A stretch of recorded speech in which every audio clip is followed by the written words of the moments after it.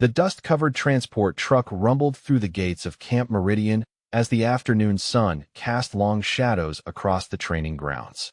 Admiral Rebecca Thorne stepped down from the passenger seat, her worn jeans and faded navy t-shirt drawing immediate attention from the soldiers gathered near the motor pool. She carried a single duffel bag over her shoulder, moving with the quiet confidence of someone accustomed to command, though nothing in her appearance suggested rank or authority. Staff Sergeant Marcus Volkov looked up from the engine he was inspecting, his weathered face creasing into a smirk as he took in the newcomer's civilian attire. At 42, Volkov had spent 18 years building his reputation as the motor pool's iron-fisted supervisor, and fresh arrivals represented either useful tools or amusing distractions.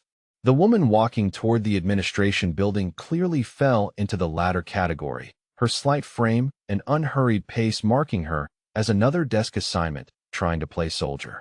Corporal Elena Hayes nudged her partner, Corporal Jean Chun, as they watched the scene unfold.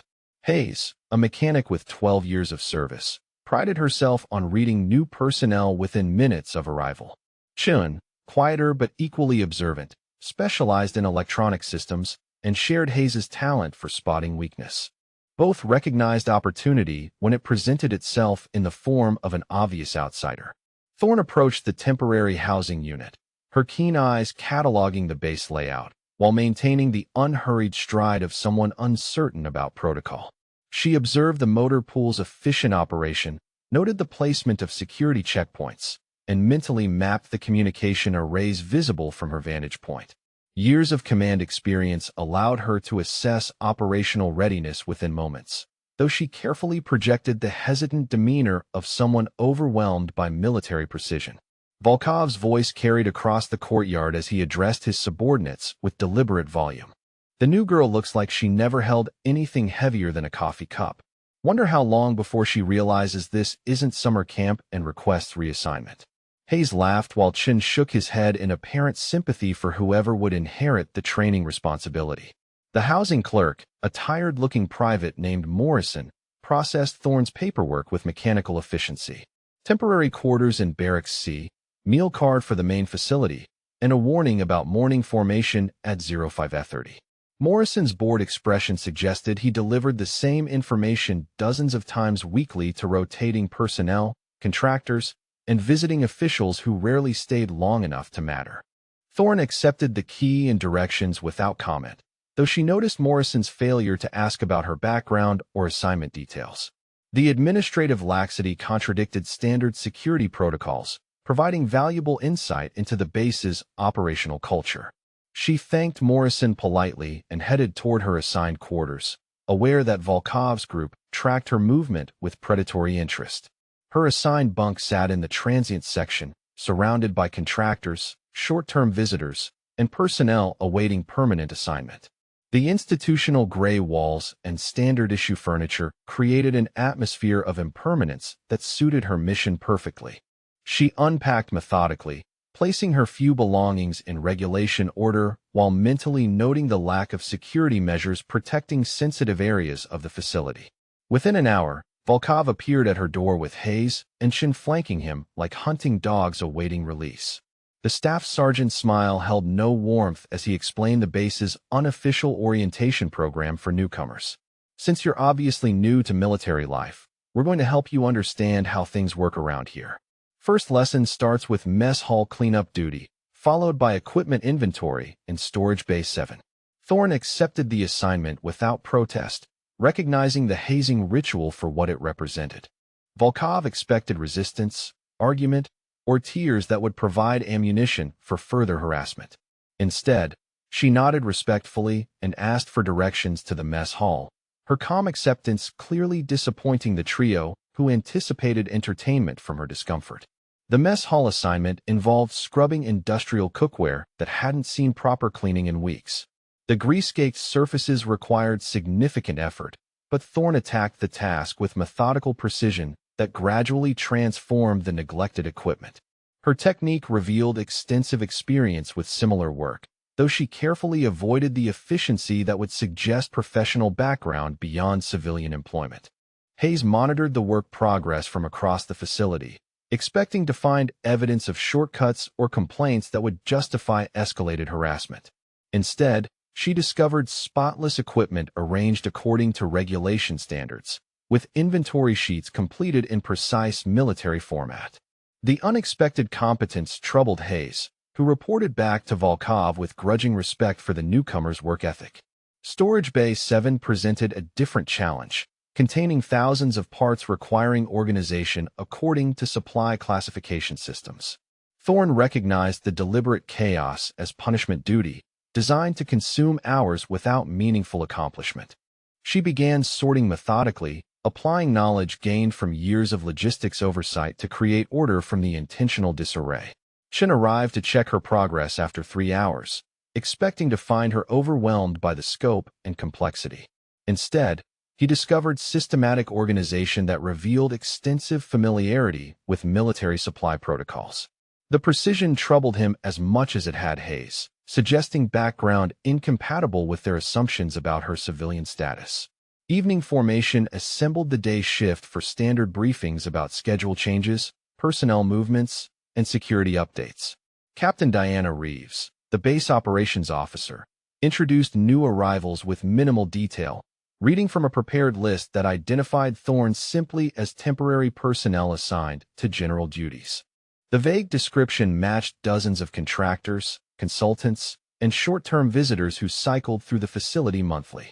Volkov stood with his team during formation, studying Thorne's military bearing as she maintained proper attention despite her civilian clothes. Her posture, hand placement, and eye contact followed regulation standards with unconscious precision that contradicted her supposed lack of experience. The inconsistency added to his growing suspicion that she represented more than appeared on the surface. Following dismissal, Thorne returned to her quarters while soldiers dispersed to evening activities throughout the base. She organized her gear according to standard protocols, reviewed the day's observations in a small notebook, and prepared for the challenges that would inevitably escalate over the coming days. Volkov had clearly marked her as a target, but his methods remained predictable enough to manage without revealing her true purpose at Camp Meridian. The fluorescent lights flickered in Barracks C as she settled into the narrow bunk, surrounded by the sounds of a military installation winding down for the night. Distant conversations, equipment maintenance, and radio chatter created the familiar symphony of operational readiness that had defined her career. Tomorrow would bring new tests of her resolve, but tonight provided opportunity to plan her response to whatever escalation Volkov and his subordinates might devise.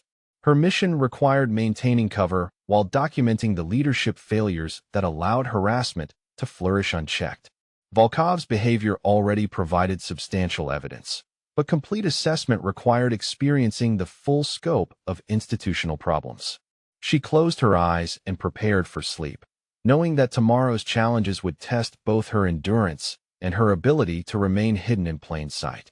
Morning reveille pierced the pre-dawn darkness at 05:30, rousing the base personnel from sleep with its familiar urgency. Thorne emerged from Barracks C in physical training uniform, joining the stream of soldiers heading toward the assembly area for morning formation. The crisp air carried sounds of diesel engines warming up and equipment being prepared for the day's tactical exercises, creating an atmosphere of purposeful activity that energized the entire facility. Staff Sergeant Volkov spotted her immediately among the formation, his predatory smile suggesting new plans for testing her resolve.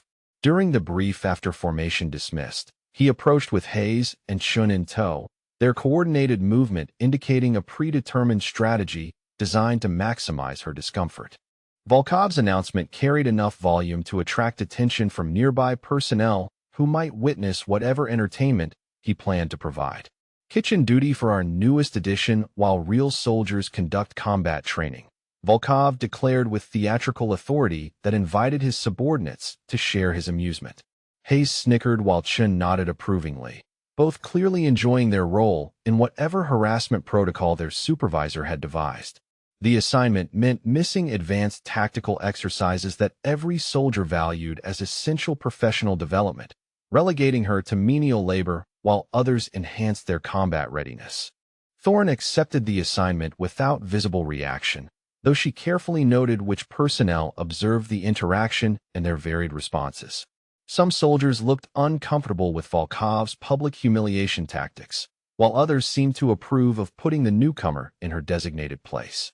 Captain Diana Reeves, passing nearby with morning reports, paused briefly to observe the exchange with an expression that suggested growing concern about patterns she was beginning to recognize.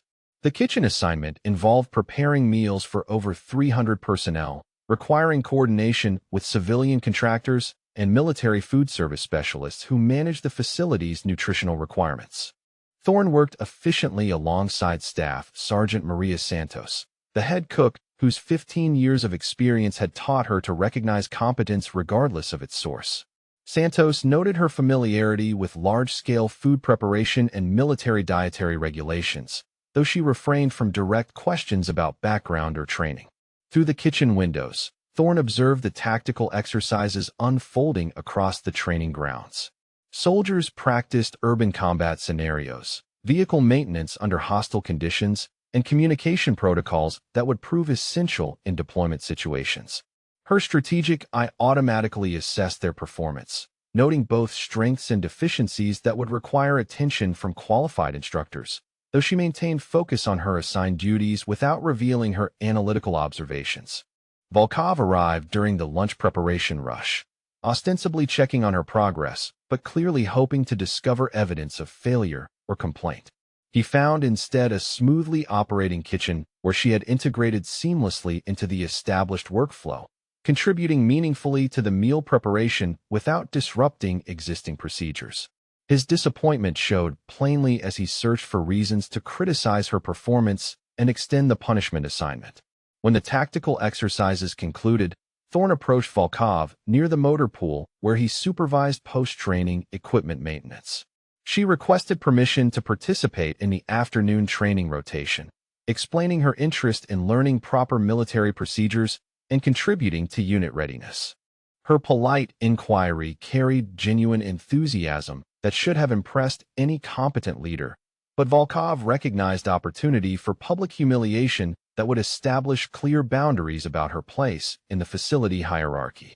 His response echoed across the motor pool with calculated volume designed to attract maximum attention from soldiers cleaning weapons and performing maintenance tasks. "The kitchen princess thinks she's ready for real soldier work," he announced with theatrical disbelief that invited laughter from his audience. Hayes and Chun responded on cue, their mockery establishing the expected group response that would discourage anyone from defending her request. "Admiral Kitchen Duty wants to play with the big kids," Hayes added with exaggerated concern for her safety, while Chun shook his head in apparent sympathy for whatever instructor might inherit responsibility for her training. Their coordinated performance created an atmosphere of ridicule that branded her as unsuitable for serious military work, effectively ostracizing her from professional development opportunities that other personnel took for granted. Captain Reeves witnessed the entire exchange from her position near the communications array, her expression shifting from concern to active displeasure as she observed the systematic humiliation. Her 12 years as an operations officer had exposed her to various leadership styles, but Volkov's public mockery violated professional standards that maintained unit cohesion and individual dignity. She made mental notes about the incident while considering appropriate responses that might address the growing problem without triggering escalation. The afternoon brought equipment maintenance assignments that tested technical knowledge and practical skills across multiple military specialties.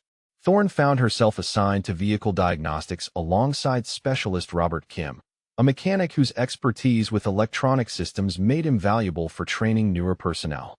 Kim expected to spend considerable time explaining basic procedures to someone obviously unfamiliar with military equipment, but discovered instead a partner whose technical competence exceeded his initial assumptions. Her questions revealed deep understanding of hydraulic systems, electronic diagnostics, and maintenance protocols that typically required months of specialized training to master. Kim noted her precise use of technical terminology and systematic approach to problem-solving that suggested extensive background in mechanical systems. When she correctly diagnosed a transmission problem that had puzzled him for hours, His respect shifted to curiosity about her previous experience and training sources. Volkov observed their interaction from across the maintenance bay, his suspicion growing as he watched her demonstrate competence that contradicted his assumptions about her civilian background. The efficiency troubled him more than failure would have, suggesting complexities that threatened his simple narrative about weak newcomers requiring firm guidance. He approached their workstation with Hayes and Chun, ostensibly checking progress, but actually seeking reasons to undermine her apparent success. Her explanation of the transmission repair impressed Kim, but clearly frustrated Volkov, who had expected to find evidence supporting his harassment campaign. Instead, he discovered work performed to regulation standards with documentation completed according to proper procedures. His inability to criticize her performance forced him to escalate his tactics, shifting from professional concerns to personal attacks designed to provoke emotional responses he could exploit. "Nobody asked for your opinion about equipment you don't understand," he declared with aggressive authority that invited confrontation and provided justification for whatever disciplinary action might follow.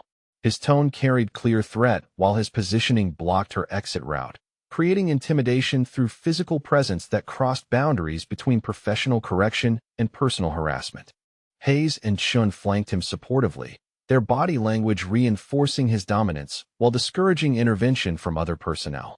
Thorne responded with calm professionalism that deflected his aggression without providing ammunition for escalation. Her respectful acknowledgement of his authority maintained proper military courtesy while refusing to show the fear or anger he clearly hoped to provoke. The controlled response frustrated Volkov further, forcing him to increase pressure through assignments designed to break her resolve and establish clear dominance over her future at the facility. Kitchen duty became permanent assignment supplemented by additional responsibilities that consumed her time and energy without providing meaningful professional development. Volkov structured her schedule to prevent participation in training exercises, technical education, or social activities that might integrate her into the base community. His systematic isolation served dual purposes, punishing her apparent presumption while demonstrating to other personnel the consequences of challenging his authority. Captain Reeves documented the escalating harassment in her daily observations, noting patterns that violated multiple regulations regarding professional treatment and equal opportunity. Her position required careful balance between intervention and allowing commanders to manage their personnel, but Volkov's behavior clearly exceeded acceptable limits.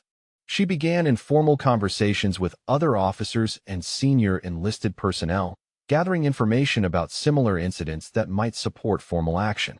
An anonymous complaint appeared in the command suggestion box 3 days later, describing hostile work environment and systematic harassment of personnel based on perceived weakness rather than actual performance. The complaint provided specific examples with dates and witnesses, suggesting someone with detailed knowledge of military regulations and proper complaint procedures.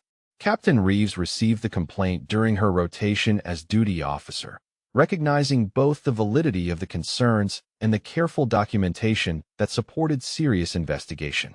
Her discreet inquiries revealed widespread awareness of Volkov's behavior, though most personnel hesitated to provide formal statements that might trigger retaliation. The reluctance frustrated her professional instincts while highlighting the toxic environment that allowed harassment to flourish without accountability.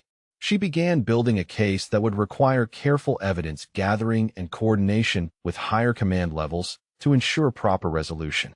Thorne maintained her cover while observing the investigation's progress, carefully deflecting direct questions about her background that might compromise her mission.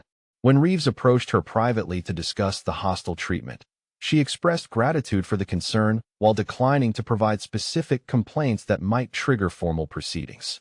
Her reluctance puzzled Reeves, who expected cooperation from someone experiencing systematic harassment, but Thorne's mission required maintaining her false identity until sufficient evidence was gathered.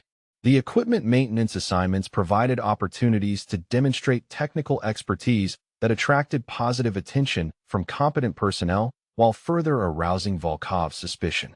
Her knowledge of advanced systems exceeded what civilian employment typically provided, suggesting military background or specialized training that contradicted her official status. Volkov began pressing for details about her previous work experience, education, and reasons for seeking employment at a military facility. Her evasive responses to direct questioning increased his determination to expose whatever deception she might be perpetrating. He assigned Hayes and Chun to monitor her activities, document her conversations, and report any evidence that might support his growing conviction that she represented some form of security risk. Their surveillance created additional pressure while providing material for her mission documentation of leadership failures and toxic command climate. The week concluded with Volkov's announcement that her probationary period would be extended indefinitely pending resolution of questions about her suitability for base employment. His transparent attempt to force her resignation violated multiple regulations while creating documentation trail that would support future disciplinary action against him. Thorne accepted the decision without protest, knowing that each escalation provided additional evidence of the systematic problems she had been sent to investigate and document. The morning alarm echoed through Barracks C at 0500, 30 minutes earlier than standard reveille, rousing personnel for emergency equipment inventory that would consume the entire day. Thorne dressed quickly in utilities and joined the stream of soldiers heading toward Equipment Storage Complex 7, where Volkov had announced comprehensive accountability of all assigned gear. The early assembly created an atmosphere of urgency that typically preceded deployment preparations or inspection visits from higher command levels. Staff Sergeant Volkov positioned himself near the storage complex entrance, clipboard in hand and expression radiating authority as he directed personnel toward their assigned areas. His systematic assignments separated soldiers into teams responsible for different equipment categories: weapons, communications gear, protective equipment, and specialized tools. Thorne found herself assigned to the isolated weapons storage area with minimal supervision and restricted access that would limit potential witnesses to whatever interaction Volkov planned. The weapons storage bay contained hundreds of rifles, pistols, and crew-served weapons secured in regulation racks that required individual inspection and documentation. Her assignment involved verifying serial numbers, checking maintenance records, and ensuring proper storage configuration for equipment valued at over $2 million. The isolated location meant working alone with only periodic check-ins from authorized personnel who carried appropriate security clearances. 2 hours into the inventory process, Volkov appeared in the storage bay doorway with Hayes and Chun flanking him like enforcement officers preparing for confrontation. His smile carried predatory satisfaction as he surveyed the narrow space with its single exit and minimal lighting that would provide privacy for whatever conversation he intended to conduct. The careful positioning suggested premeditated action rather than routine supervision, immediately alerting Thorne to potential danger that required defensive preparation. "Time for an honest discussion about your future here," Volkov announced while stepping inside and closing the heavy door behind his group. Hayes moved to position herself near the weapons racks while Chun blocked the secondary exit route, their coordinated movement indicating rehearsed tactics designed to intimidate through physical dominance. The confined space amplified tension while restricting movement options that might allow escape from whatever pressure they planned to apply. Volkov approached within arm's reach, his height advantage and aggressive posture creating physical intimidation that crossed clear boundaries between professional supervision and personal threat. His voice dropped to menacing whisper as he outlined terms for her voluntary departure that would avoid unpleasant consequences for everyone involved. The transfer request forms he produced from his cargo pocket suggested advanced preparation for forcing her resignation through fear rather than legitimate administrative process. "Request immediate reassignment and nobody gets hurt," he demanded while moving closer to eliminate her personal space entirely. His breath carried coffee and tobacco odor that reinforced the intimate nature of his threat, while his proximity made clear his willingness to use physical force if persuasion proved insufficient. Hayes and Chun watched approvingly as their supervisor escalated beyond verbal harassment into direct physical intimidation that violated multiple regulations and criminal statutes. Thorne declined the transfer request with calm professionalism that refused to acknowledge his threatening behavior while maintaining proper military courtesy despite the hostile circumstances.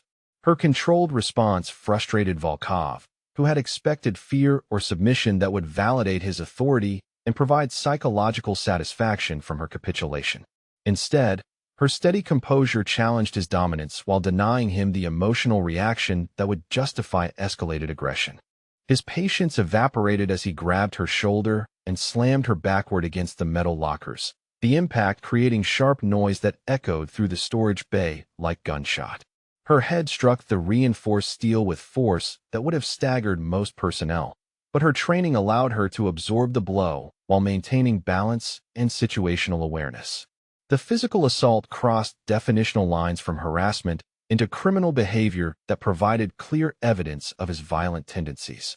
Hayes stepped forward to block any movement toward the exit while Chun positioned herself to prevent access to the communication panel that might summon assistance. Their coordination revealed advanced planning that indicated systematic approach to intimidation rather than spontaneous aggression triggered by immediate circumstances. The premeditated nature of their actions suggested similar incidents with previous victims who had either submitted to demands or been transferred before formal complaints could be filed. You think you're special, but you're just another weak civilian who doesn't belong here. Volkov snarled while pressing his forearm against her throat in position that restricted breathing without causing immediate unconsciousness.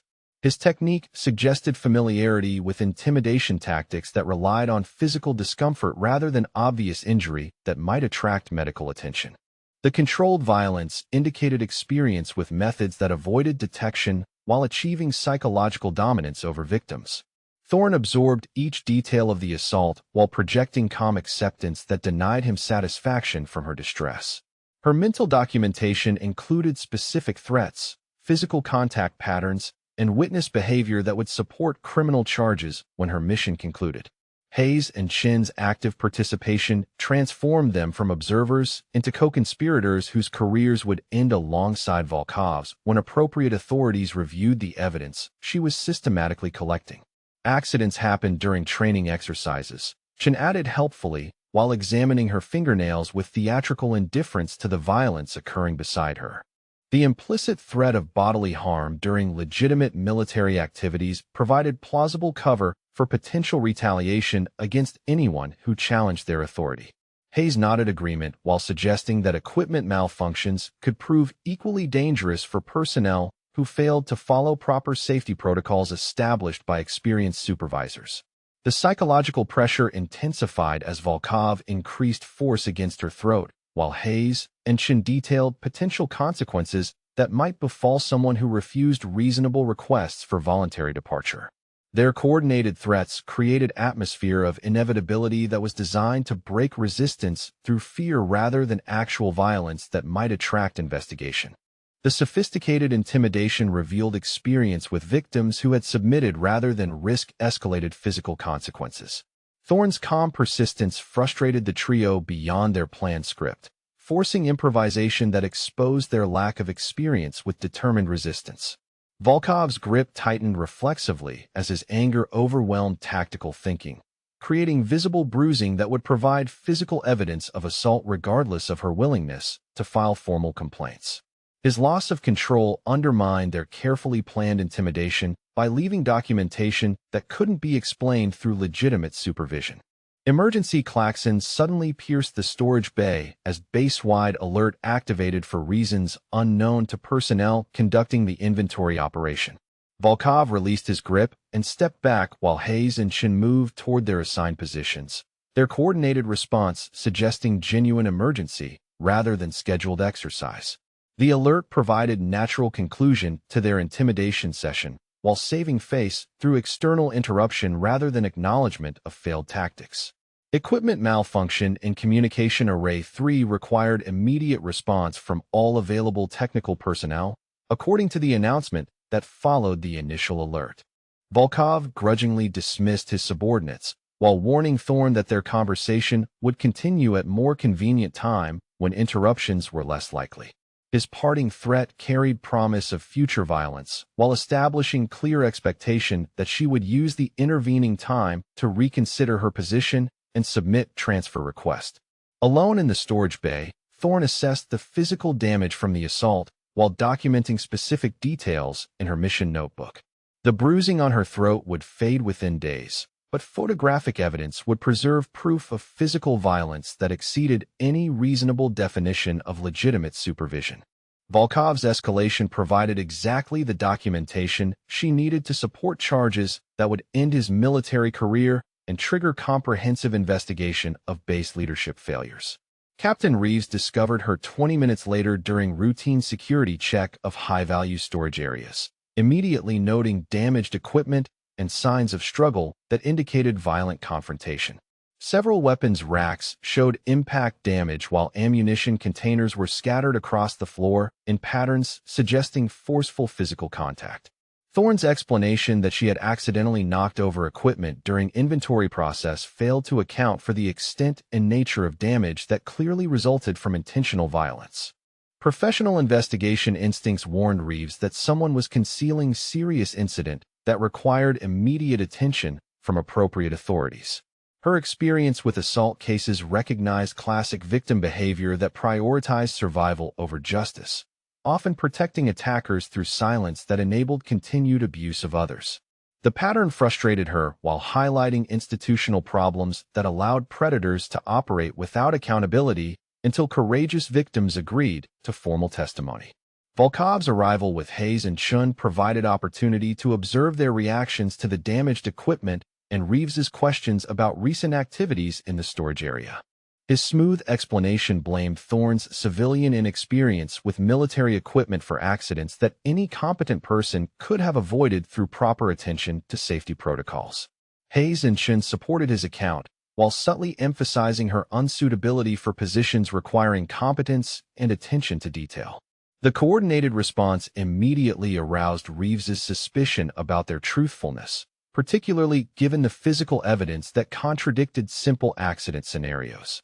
Her questions about specific equipment damage patterns revealed inconsistencies in their explanations, while their defensive body language suggested guilt that extended beyond concern about supervision failures.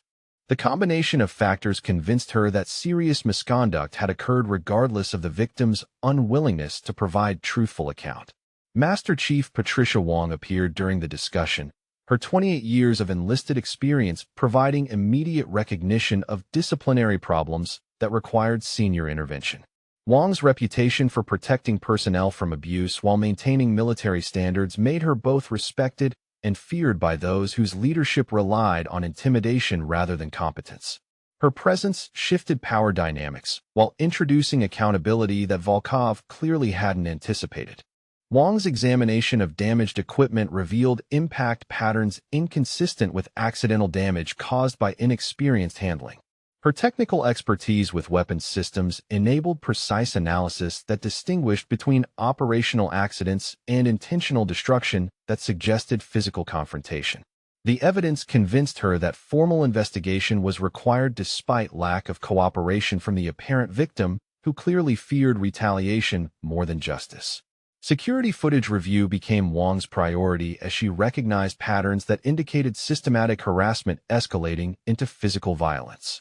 Her access to surveillance systems provided opportunity to verify or refute the conflicting accounts about recent activities in the storage area.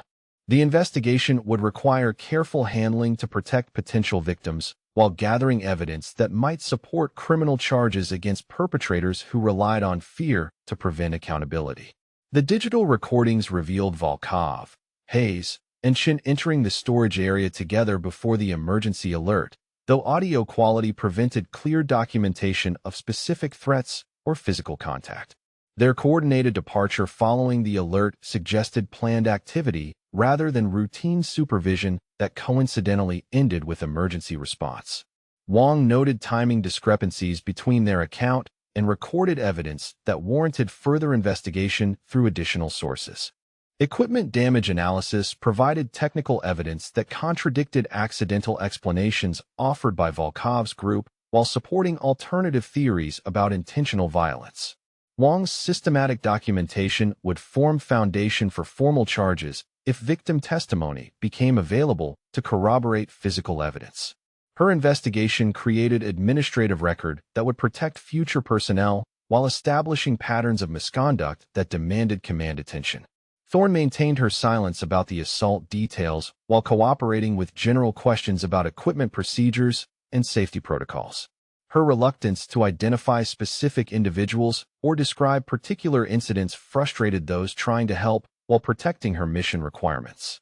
Wong recognized the victim protection behavior while respecting her choice to control information disclosure according to personal timeline rather than institutional demands. The incident report filed by Wong documented equipment damage, inconsistent witness statements, and evidence suggesting physical confrontation without identifying specific perpetrators or victims. Her careful language preserved investigative options while avoiding premature accusations that might compromise future proceedings. The official record established foundation for escalated response when additional evidence became available through continued observation or victim cooperation. Volkov's confidence returned as the immediate crisis passed without formal charges or disciplinary action that might threaten his position. His interpretation of events suggested that intimidation tactics had succeeded in preventing official complaints while demonstrating consequences for resistance to his authority.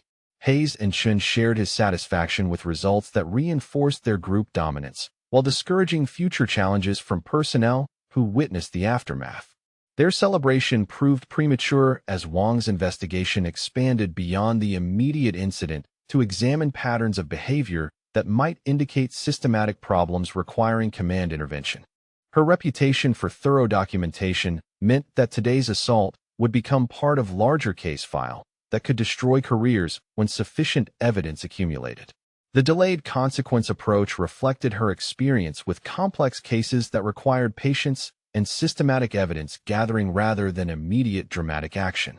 Dawn broke gray and overcast as Staff Sergeant Volkov assembled his expanded coalition in the motor pool maintenance bay. His earlier frustration transformed into calculated determination that promised systematic destruction of the newcomer's position. Hayes and Chun flanked him as usual, but today's meeting included Corporals Bradley Vance and Derek Torres, two mechanics whose loyalty Volkov had purchased through favorable duty assignments and protection from disciplinary action. The recruitment of additional personnel transformed isolated harassment into organized campaign designed to overwhelm any resistance through coordinated pressure from multiple directions. Vance, a supply specialist with access to equipment records and inventory systems, brought technical expertise that would enable sophisticated sabotage disguised as user error or negligence. His 8 years of service included extensive experience with documentation manipulation that could create paper trails supporting false accusations while obscuring evidence of deliberate misconduct. Torres specialized in communications and electronic systems, providing capabilities for monitoring conversations and accessing security footage that might compromise their operations. The plan Volkov outlined required precise coordination between team members who would implement different aspects of the campaign while maintaining plausible deniability through careful timing and documentation. Vance would manipulate inventory records to suggest theft or misappropriation of valuable equipment, while Torres would arrange technical failures that appeared accidental but compromised her ability to perform assigned duties. Hayes and Chun would continue direct harassment while recruiting witnesses who could provide testimony supporting whatever charges might eventually be filed. Equipment sabotage began immediately following morning formation, when Thorne discovered her assigned radio malfunction during routine communication checks required for all base personnel. The unit displayed proper power indicators but failed to transmit or receive signals, creating safety hazard that prevented her participation in any field activities.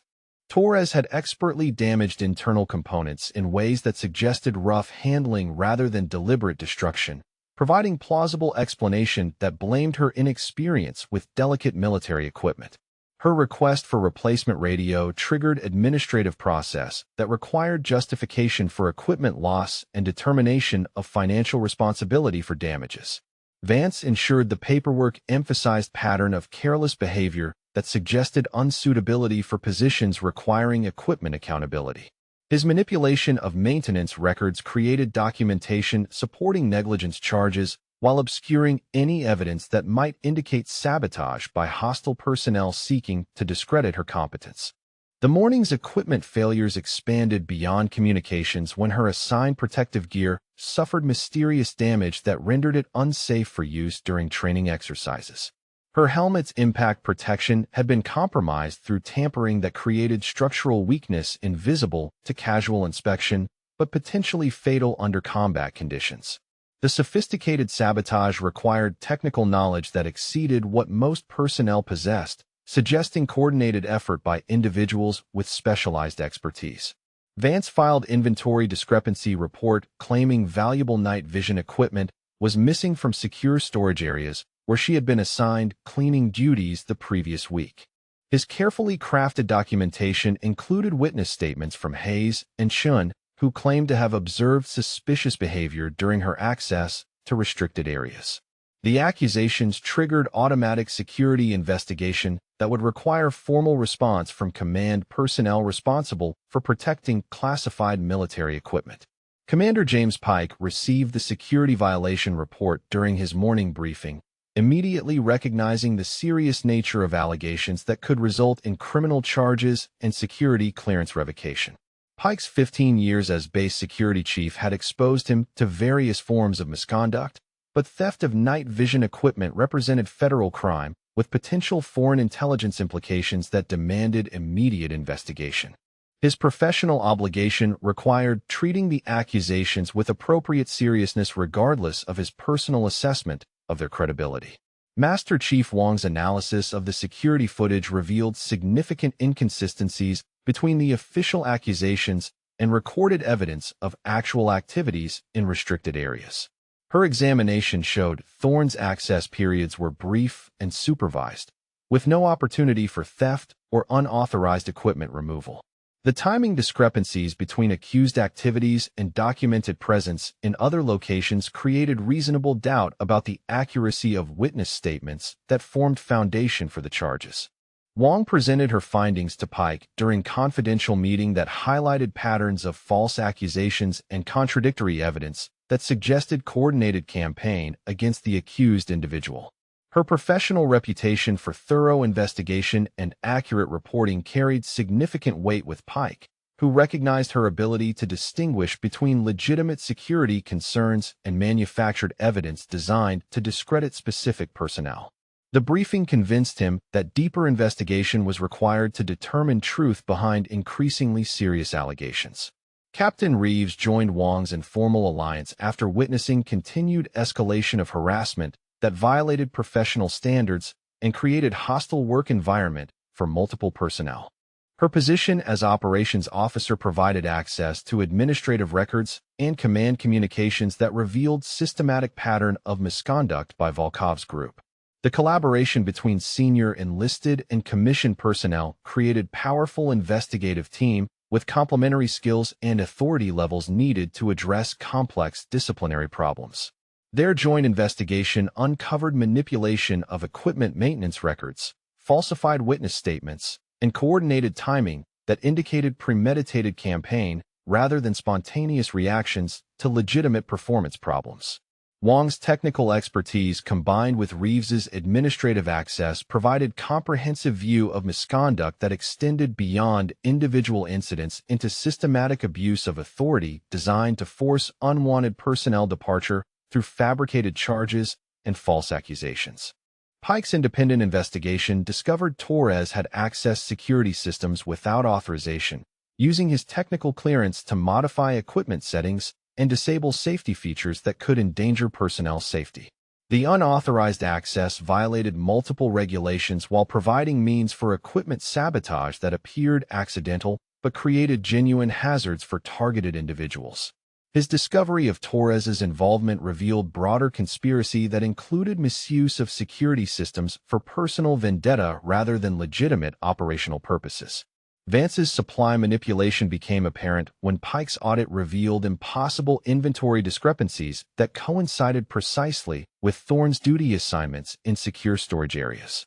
The mathematical improbabilities in his reports indicated deliberate falsification rather than accounting errors or legitimate theft scenarios. Pike's forensic analysis exposed systematic document manipulation that violated federal regulations while creating false evidence supporting criminal accusations against innocent personnel. Thorne maintained professional composure despite mounting pressure from multiple directions that would have overwhelmed most personnel facing similar circumstances. Her calm responses to increasingly serious accusations frustrated her accusers while impressing those investigating the claims who recognized her consistent behavior under extreme stress. The contrast between her steady performance and the escalating nature of charges created credibility gap that supported Pike's growing suspicion about the truthfulness of witness statements. Volkov escalated his campaign by threatening court-martial proceedings for insubordination when she declined to submit voluntary resignation that would avoid formal charges. His ultimatum carried deadline for departure that created artificial crisis designed to force hasty decision without adequate consideration of legal options or defense preparation. The pressure tactic revealed desperation as his earlier strategies failed to achieve desired result of forcing her departure through intimidation and false accusations. Hayes and Chun recruited additional witnesses who provided statements supporting Volkov's narrative about Thorne's incompetence and criminal behavior, though their testimony revealed coordination that undermined credibility through identical phrasing and suspicious timing. Pike's interview techniques exposed contradictions between witness accounts and documented evidence that suggested rehearsed responses rather than genuine observations. The pattern convinced him that witness intimidation or coaching had compromised the integrity of statements supporting serious criminal charges. Torres's electronic monitoring of communications revealed his attempts to gather compromising information about Thorne's background and personal circumstances that might provide leverage for additional pressure tactics. His unauthorized surveillance violated privacy regulations while demonstrating systematic approach to harassment that extended beyond workplace interactions into personal investigation designed to discover vulnerabilities that could be exploited through blackmail or public humiliation. The accumulating evidence convinced Pike that systematic conspiracy existed to frame innocent person for crimes that never occurred while using official channels to legitimize harassment campaign that violated multiple federal statutes.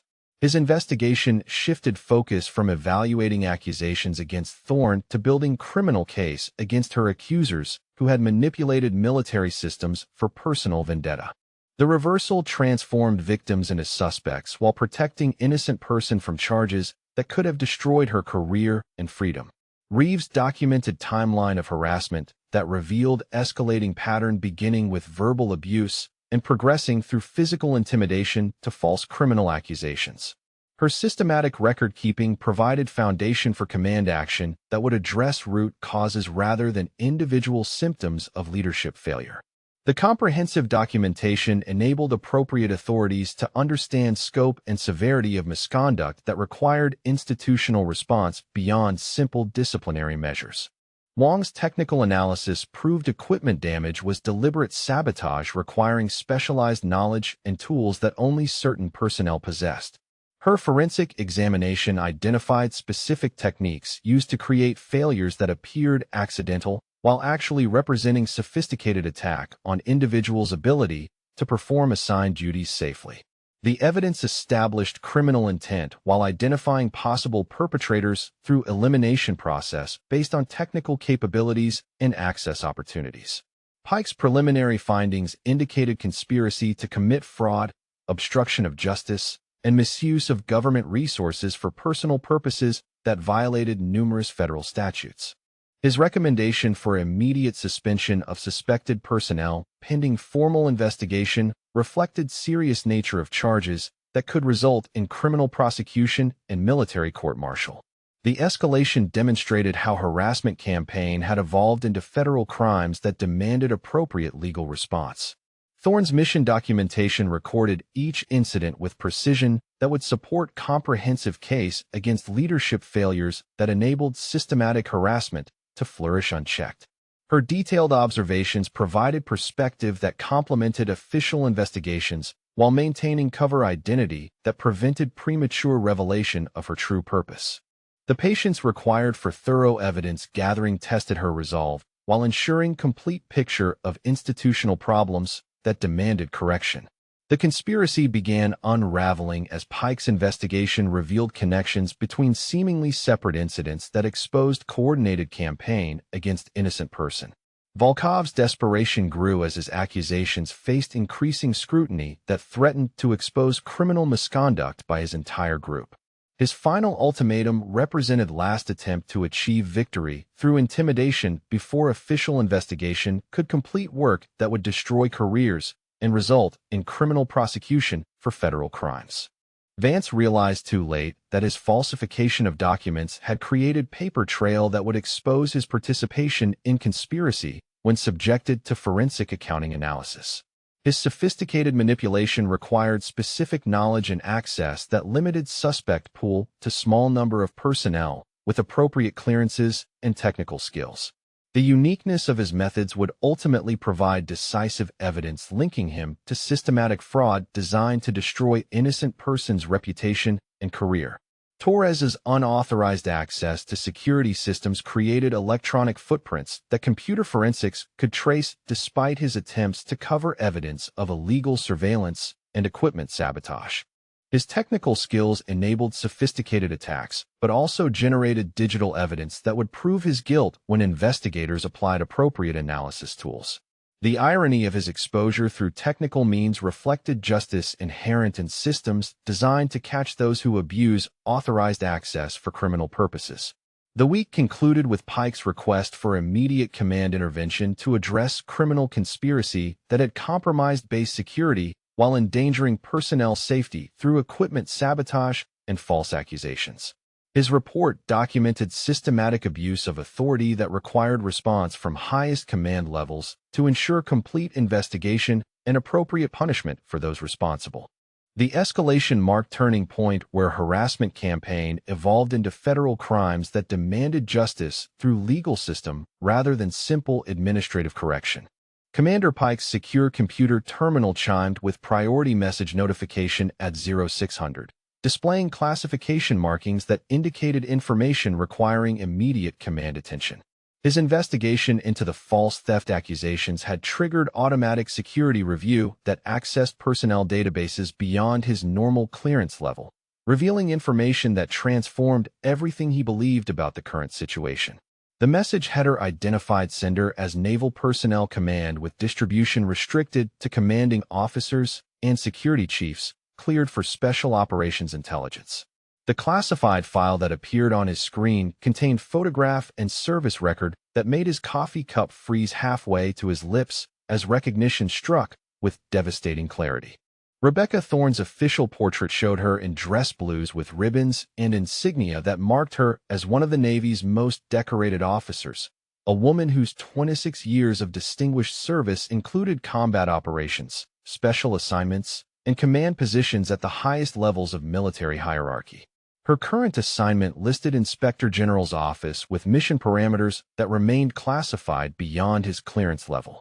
Pike's hands trembled slightly as he scrolled through achievement summaries that read like legendary military career rather than personnel record of someone he had watched being harassed and assaulted by junior enlisted personnel. 2 Bronze Stars for valor in Iraq and Afghanistan, Navy Cross for extraordinary heroism during classified operation, and Legion of Merit for exceptional service as destroyer commanding officer created picture of warrior whose reputation should have preceded her to any military installation.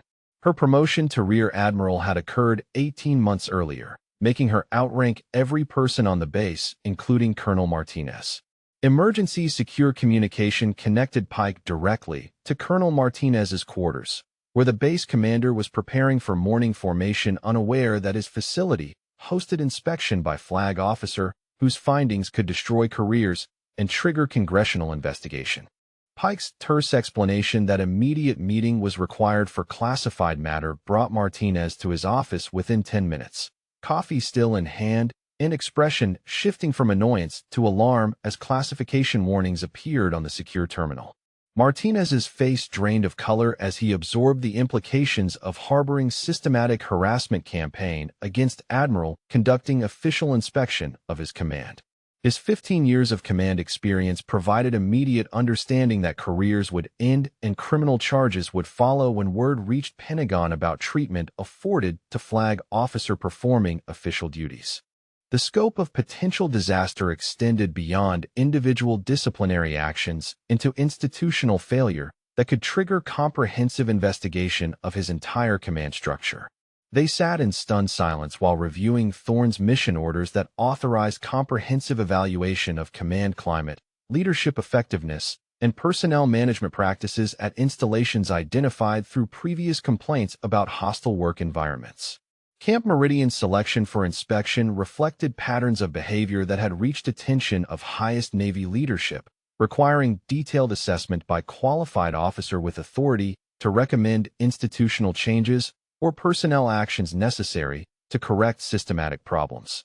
Pike realized that every incident he had investigated represented federal crime committed against flag officer in performance of official duties, transforming harassment charges into conspiracy against superior commissioned officer that carried potential sentences measured in decades rather than years. Volkov's assault constituted attack on Admiral of the United States Navy, while Vance's falsification of documents and Torres's unauthorized surveillance represented felonies committed against person whose authority derived directly from presidential commission and congressional confirmation. Martinez immediately activated emergency command protocols that required notification of higher headquarters about situation requiring immediate intervention from regional commanders and legal authorities. His secure communication to fleet headquarters would trigger investigation team deployment within hours, bringing prosecutorial resources and administrative authority necessary to address crimes committed against flag officer performing official inspection duties. The escalation represented complete command failure that would define his career's conclusion regardless of personal culpability. Master Chief Wong received emergency summons to Commander's office where Pike and Martinez briefed her on revelation that explained mysterious inconsistencies she had observed throughout her investigation. Her professional instincts had detected something unusual about Thorne's background and demeanor, but flag officer conducting undercover inspection exceeded even her experienced speculation about possible explanations. The confirmation validated her protective instincts while highlighting near-catastrophic failure of base leadership to maintain appropriate command climate. Captain Reeves joined the emergency meeting as operations officer whose administrative access would be essential for immediate implementation of protective measures and evidence preservation required by developing situation. Her documentation of harassment timeline provided crucial evidence that would support criminal prosecution while demonstrating institutional awareness of problems that command had failed to address through appropriate channels. Her cooperation with Wong's investigation now appeared prescient rather than merely professional competence. The classified mission parameters revealed Thorne's authority to conduct comprehensive evaluation without advance notice to facility leadership, providing authentic assessment of actual command climate rather than sanitized presentation typically prepared for scheduled inspections. Her findings would influence policy decisions affecting thousands of personnel while determining fate of commanders whose leadership enabled systematic harassment to flourish. The stakes extended far beyond individual careers into institutional reputation and congressional oversight of military justice systems. Pike's investigation files provided detailed documentation of conspiracy that had targeted flag officer for systematic harassment, creating criminal case that federal prosecutors would pursue regardless of Thorne's personal preferences about pressing charges. The evidence included recorded surveillance footage, falsified documents, witness statements contradicted by physical evidence, and testimony revealing coordinated campaign against person whose true authority could have destroyed participants' careers with single phone call to appropriate authorities. Martinez realized his facility had become crime scene where federal felonies were committed against Admiral, whose mission included evaluation of his personal fitness for command. His failure to detect and prevent harassment campaign against flag officer represented leadership failure that would trigger immediate relief and formal investigation of his competence. The situation demanded immediate action to limit damage while cooperating fully with investigation that would determine whether criminal negligence charges might apply to his oversight responsibilities. Wong's radio crackled with alert that Volkov was demanding immediate meeting with Thorne in Equipment Storage Bay 7, the same location where he had previously assaulted her without consequences that might have deterred escalated misconduct. His message indicated final ultimatum requiring her departure before close of business or face court-martial proceedings that he believed would destroy her civilian career. The timing suggested desperation rather than confidence, but also created immediate danger for Flag Officer, whose safety had become command priority. Pike grabbed his sidearm, while Martinez activated security alert that would bring armed response to storage facility without revealing specific nature of emergency that required immediate intervention. Wong coordinated radio communications that would guide backup personnel to appropriate location while maintaining operational security about identity of person requiring protection. The response demonstrated capabilities that should have prevented original harassment if proper leadership had been in place to maintain discipline and command climate. They arrived at Storage Bay 7 to find Volkov pressuring Thorne against equipment racks, while Hayes and Shin blocked exit routes in repeat of harassment tactics that had previously succeeded in intimidating their victim into silence. The physical confrontation was escalating toward violence that could result in assault on Flag Officer, creating incident that would trigger congressional hearings and international embarrassment for military institution whose reputation depended on maintaining appropriate discipline and respect for authority. Volkov's confident demeanor faltered when Pike burst through the door, followed by Martinez in full uniform with command authority that immediately altered power dynamics in the storage bay. His sudden appearance with base commander created confusion among harassment team who had expected privacy for final intimidation session designed to force departure through fear rather than appropriate administrative process. Hayes and Shin stepped back uncertainly as their planned harassment encountered unexpected command intervention. Stand down immediately and step away from Admiral Thorne, Pike commanded with authority that carried federal law enforcement power behind official directive. His identification of her true rank created stunned silence as Volkov, Hayes, and Shun processed information that transformed their victim into superior officer whose authority exceeded anyone they had previously encountered. The revelation shattered their worldview while exposing magnitude of misconduct they had committed against person empowered to destroy their careers. Martinez stepped forward to formally acknowledge Thorne's presence and authority while offering immediate apologies for treatment she had received during official inspection of his facility. His recognition carried weight of command responsibility while demonstrating appropriate respect for Flag Officer, whose findings would determine future of his military service. The formal courtesy contrasted sharply with harassment she had endured, highlighting leadership failure that enabled systematic misconduct to flourish unchecked. Admiral Rebecca Thorne, Inspector General's Office, conducting comprehensive evaluation of command climate and leadership effectiveness at this installation, Martinez announced with voice that carried across Storage Bay to ensure all personnel understood identity of person they had been systematically abusing. His formal introduction created official record while establishing proper chain of authority that should have protected her from beginning if appropriate security measures had been maintained. Volkov's face lost all color as implications penetrated his understanding, transforming confident harassment into horrified recognition that he had assaulted Flag Officer in performance of official duties. His systematic campaign against Admiral represented conspiracy that would result in federal prosecution, military court-martial, and potential imprisonment that would destroy not only his career but his freedom. Hayes and Chun shared his dawning terror as they realized their participation in harassment of Admiral constituted federal crimes with severe penalties. Wong documented every detail of the scene while coordinating arrival of additional security personnel who would maintain evidence integrity and ensure proper arrest procedures for suspects who had committed felonies against Flag Officer. Her experience with serious criminal cases provided framework for preserving prosecution while protecting victim whose testimony would be essential for successful court-martial proceedings. The systematic approach reflected professional competence that contrasted sharply with leadership failures that enabled criminal misconduct.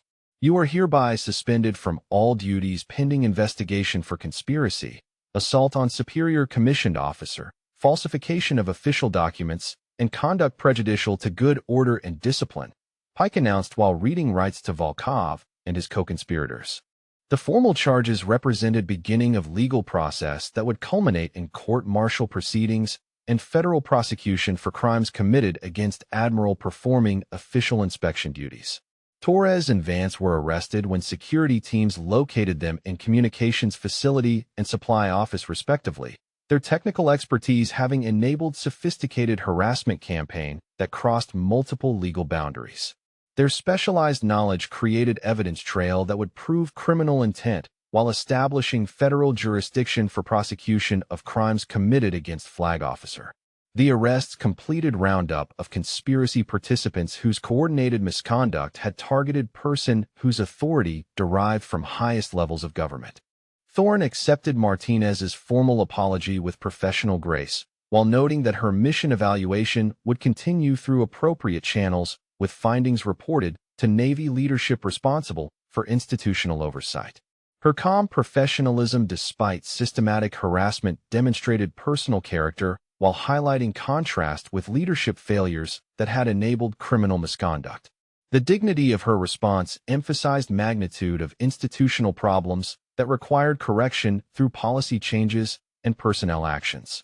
The storage bay became crime scene as investigators documented physical evidence of assault and intimidation while gathering testimony from participants whose criminal behavior had been observed by senior command personnel. Pike's investigation files provided foundation for prosecution, while Wong's documentation supported institutional changes necessary to prevent similar harassment of future personnel. The comprehensive evidence gathering reflected professional competence that should have protected Admiral from beginning of harassment campaign. Martinez faced immediate relief from command as investigation expanded to include his oversight responsibilities and institutional failures that enabled systematic harassment of flag officer performing official duties.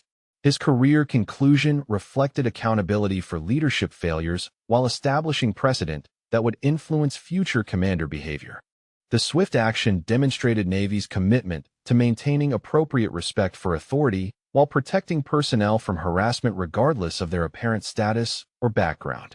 Word spread through base communication networks that mysterious civilian had been revealed as Admiral conducting official inspection, transforming harassment victim into authority figure whose findings would determine facility's future. The revelation created shock waves throughout command structure while validating concerns expressed by personnel who had witnessed inappropriate treatment but lacked authority to intervene effectively.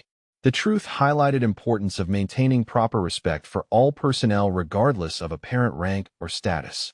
Federal investigators arrived within hours to assume responsibility for prosecution of crimes committed against flag officer, bringing resources and authority necessary for comprehensive investigation that would examine institutional failures enabling criminal misconduct. Their involvement elevated local discipline problem into federal case with potential implications for military justice system and congressional oversight of service treatment of senior personnel performing official duties. The investigation's conclusion would reshape base operations while establishing precedents for protecting personnel conducting sensitive inspections without advance notification to facility leadership. Thorne's courage in maintaining cover despite systematic harassment provided valuable intelligence about actual command climate that scheduled inspections might never have revealed. Her sacrifice advanced institutional understanding while ensuring appropriate consequences for leadership failures and criminal misconduct that violated fundamental military values. Federal investigators transformed Camp Meridian into active crime scene within 6 hours of Admiral Thorne's identity revelation, their arrival marked by convoy of unmarked vehicles carrying prosecutorial teams, forensic specialists, and military justice officials whose presence signaled serious institutional failure requiring comprehensive correction. Special Agent Patricia Morse from Naval Criminal Investigative Service assumed lead responsibility for building federal case against conspiracy participants whose crimes against flag officer demanded maximum penalties under military and civilian justice systems. Staff Sergeant Marcus Volkov sat in military detention awaiting formal court-martial proceedings that would determine his fate following assault on Rear Admiral performing official duties. His 18-year military career concluded in disgrace as evidence mounted supporting charges that included conspiracy against superior commissioned officer, assault and battery, conduct prejudicial to good order and discipline, and violation of federal statutes protecting government officials from intimidation and violence. The accumulated charges carry potential sentence of decades in military prison followed by federal prosecution for civilian crimes committed against person acting under color of federal authority. Corporals Elena Hayes and Jean Shin faced identical charges as co-conspirators whose participation in systematic harassment demonstrated criminal intent rather than mere compliance with supervisors' illegal orders.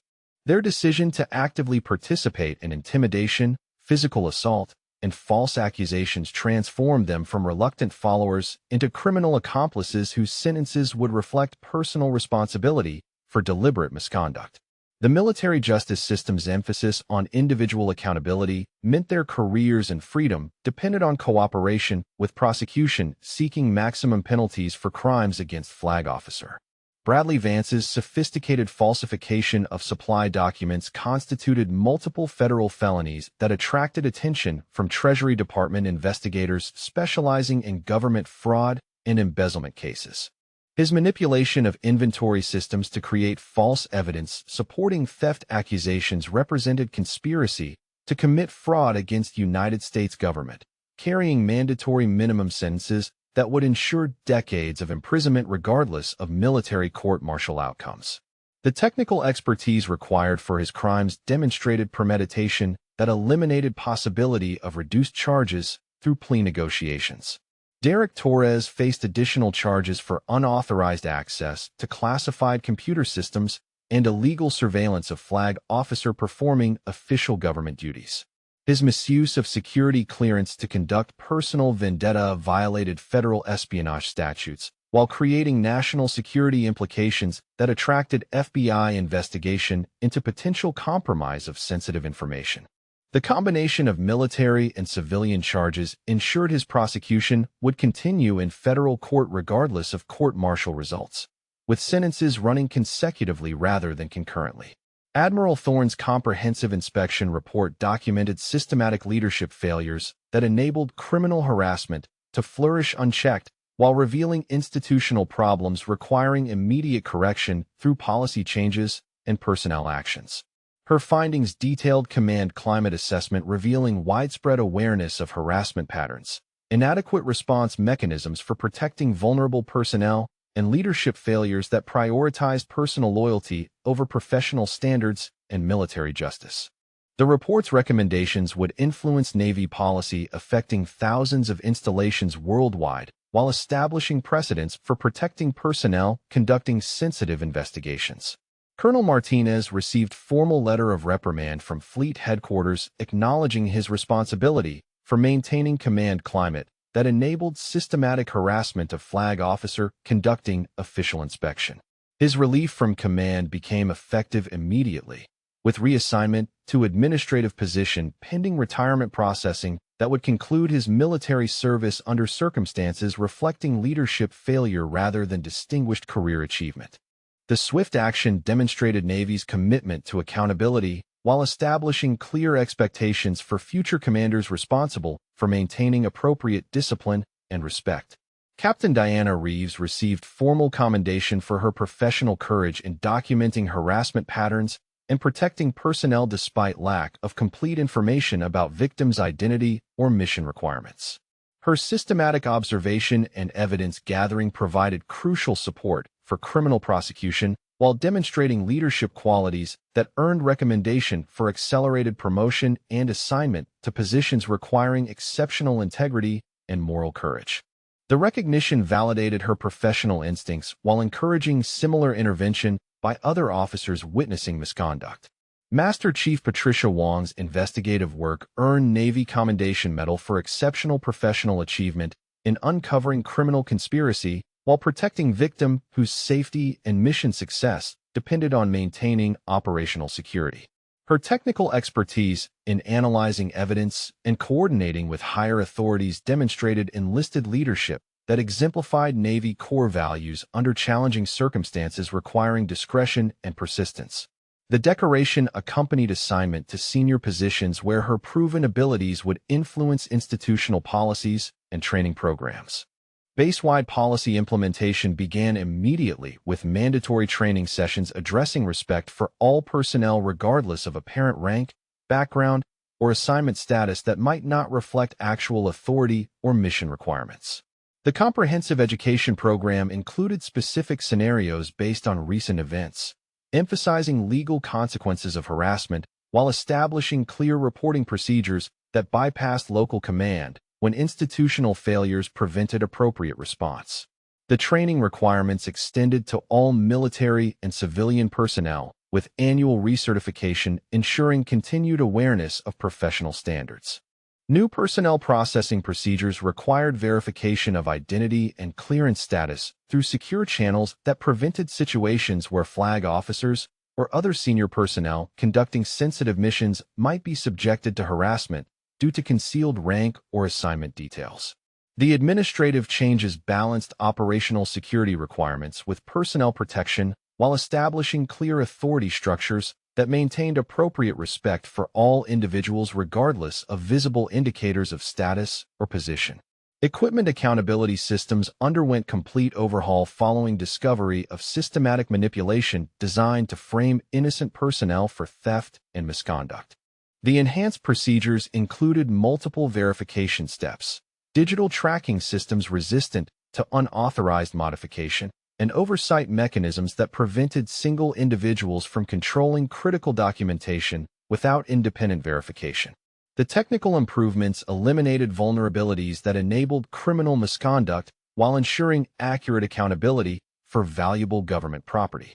Security access protocols received comprehensive revision addressing unauthorized surveillance and communication monitoring that violated privacy rights, while compromising operational security through misuse of classified systems for personal purposes. The new procedures included audit trails, mandatory oversight for technical access, and severe penalties for misuse of security clearances that emphasized personal responsibility and accountability. The changes protected both individual privacy and institutional security from abuse by personnel exploiting authorized access for criminal purposes.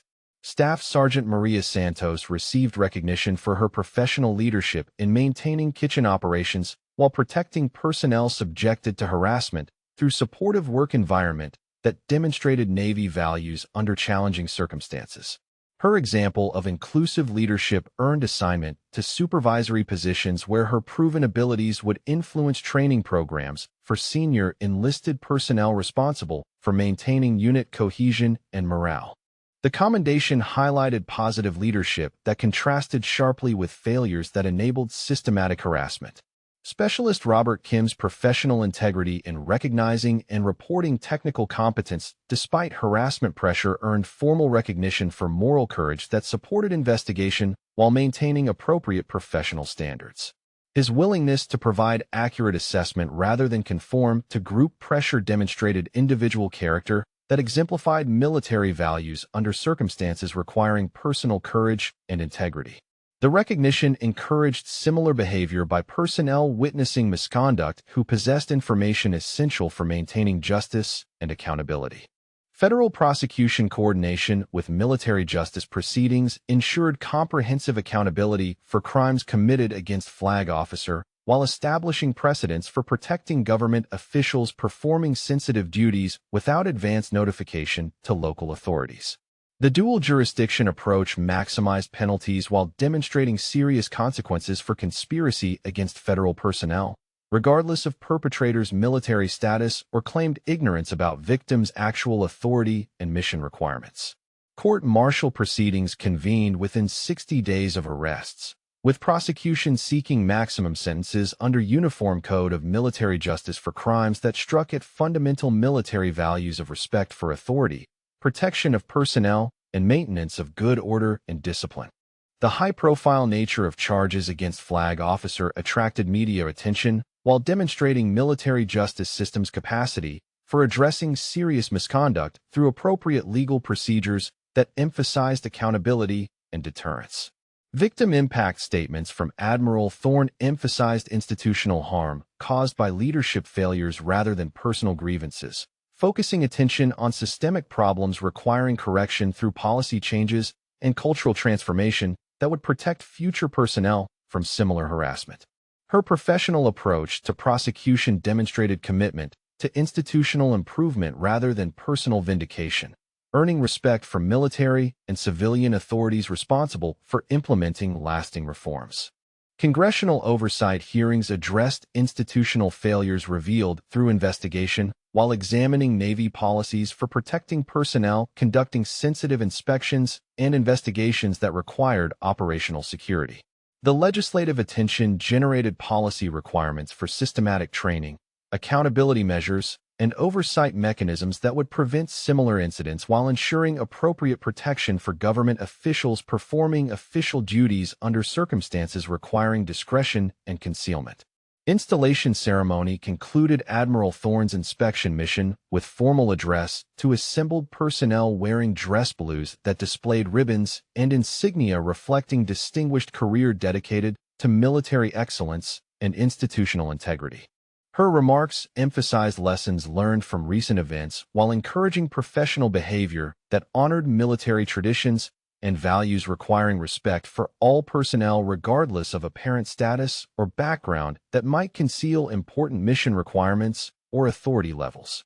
The transformation of base culture began immediately following policy implementation, with personnel demonstrating renewed commitment to professional standards that reflected institutional values rather than personal prejudices or assumptions about individual capabilities based on superficial observations. Training programs reinforced expectations while establishing accountability mechanisms that prevented harassment through early intervention and appropriate consequences for misconduct that violated military regulations and federal statutes protecting government personnel. Long-term institutional changes included establishment of Inspector General liaison positions at major installations, providing direct communication channels for reporting harassment or misconduct when local command failed to maintain appropriate standards or respond effectively to legitimate complaints. The organizational changes ensured systematic oversight while protecting personnel who might otherwise lack recourse when institutional failures enabled criminal misconduct by supervisors or colleagues exploiting authority for personal purposes. Admiral Thorne's final report to Navy leadership documented successful completion of inspection mission that revealed significant institutional problems while demonstrating effectiveness of undercover assessment techniques for obtaining accurate evaluation of actual command climate rather than sanitized presentations typically prepared for scheduled inspections. Her recommendations influenced fleet-wide policy changes while establishing procedures for protecting personnel, conducting similar sensitive investigations requiring operational security and personal courage. The precedent established through prosecution and institutional response sent clear message throughout military community that harassment of any personnel would receive serious consequences regardless of victim's apparent status, assignment, or background that might suggest vulnerability to exploitation by predatory supervisors or colleagues seeking to abuse authority for personal satisfaction. The comprehensive response demonstrated institutional commitment to maintaining professional standards while protecting all personnel from misconduct that violated fundamental military values and federal law. Years later, Camp Meridian became model installation for professional leadership and inclusive command climate that attracted positive attention from military and civilian authorities seeking examples of successful cultural transformation following institutional failure. The comprehensive reforms implemented after Admiral Thorne's inspection created lasting change that protected personnel while maintaining operational effectiveness through leadership based on competence and integrity rather than intimidation and abuse of authority that had previously characterized the facility's culture.